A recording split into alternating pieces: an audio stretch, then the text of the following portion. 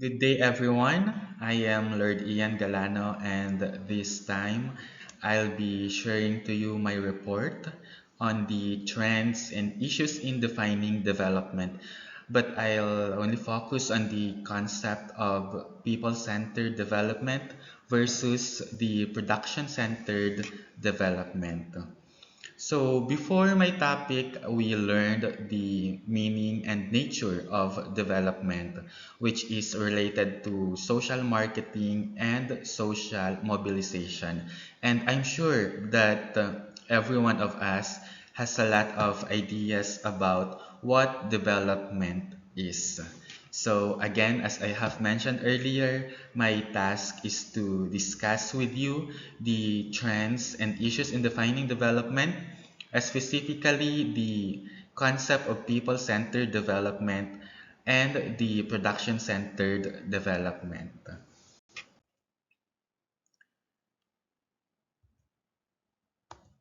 So, throughout the history or over the years, development approaches have shifted between focusing on human well-being and economic output. So, in the past, the world viewed development solely as an upsurge in gross national product. So, this implies that development was viewed as simply economic in nature. So, in people-centered development is an approach that focuses on improving local communities' self-reliance, social justice, and participatory decision making.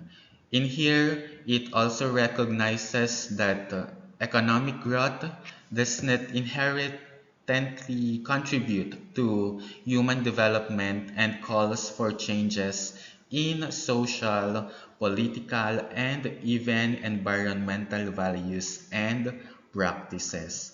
And also, it stressed the importance of local ownership, participation, and capacity building while attaining economic growth. I would also like to share what I have read from the Shaping the 21st Century, a report published by the Development Assistance Committee, or DAC, of the Organization for Economic Cooperation and Development, or OECD, in 1996, that says people-centered development became a target policy for all member countries. So, development can mean many things to many people, but I would also like to emphasize or stress this statement by the UNDP, wherein they believe that human development is about expanding the choices available to people to live valuable lives. So, economic growth is important, of course, but it is truly only a means for enlarging those choices.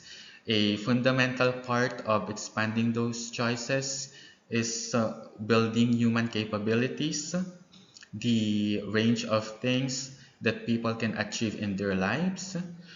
And we also believe strongly that people's well being and their quality of life are the most important measure of whether development is successful. So, still on the people centered development, I have here core principles of people centered development. First is the empowerment, wherein in people-centered development approach, local communities are the one involved or they actively participate in decision making and they also control their resources. Next, we have the equity, where development addresses social justice and we prioritizes the needs of the marginalized groups or the people in the communities.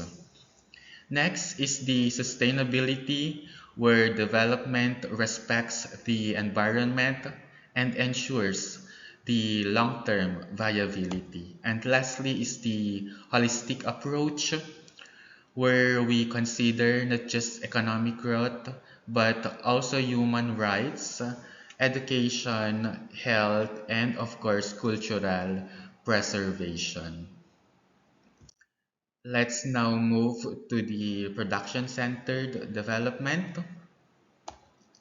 The production-centered development has the following core principles. First, we have the economic growth, wherein the primary focus is on increasing the GDP, the production, and the exports. Next, we have the trickle-down effect. It assumes that economic growth will eventually benefit all social classes. Next is the efficiency, where we prioritizes cost effectiveness and resource optimization. And lastly, in production-centered development, in terms of technological advancement, we view technology as a driver of progress and modernization. In conclusion, the ideal development approach likely lies somewhere on a spectrum between people-centered and production-centered developments. So depending on the specific context and needs, and additionally a hybrid approach that integrates elements of both philosophies can potentially offer a more balanced and sustainable solution. So here are my references in completing my report. So that ends my report. Thank you very much for listening.